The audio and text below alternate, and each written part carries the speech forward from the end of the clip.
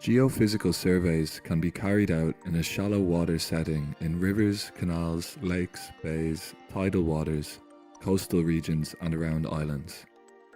In water bodies to a depth of around 20 meters, many land geophysical methods can be carried out within the water.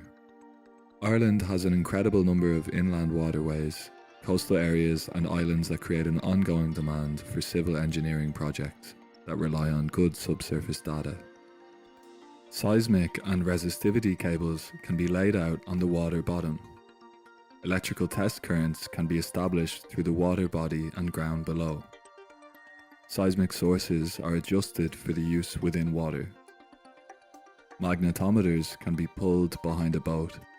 Ground penetrating radar can be carried out in very shallow freshwater.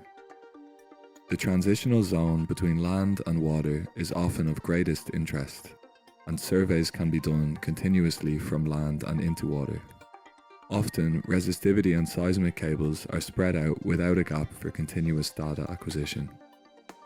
Surveys are a valuable tool to obtain ground models below marine infrastructure, like piers, outfall pipes, cable interconnectors, embankments, wind farms, dams, head races, harbours, bridges, docks, locks, weirs, and for horizontal directional drilling.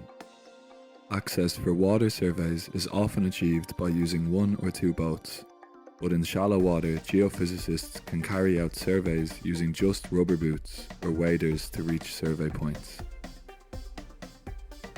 A robust ground model is important for proposed underwater foundations, excavations, horizontal drilling, or sheet piling. The main objectives of marine investigations are to find suitable foundation layers like rock or consolidated glacial till. A robust ground model will give piling depths for the construction of harbour walls. For long linear rivers, a survey can be done along the river channel. The depth to rock below the river can be used in the design of flood alleviation schemes. In some cases, marine investigations may not produce any meaningful results. An example is gas-loaded sediments in tidal mud banks or mudflats that absorb a large amount of the seismic energy. An experienced geophysicist will know when to avoid recommending such surveys. At this beach, a power cable with metal armour had to be located.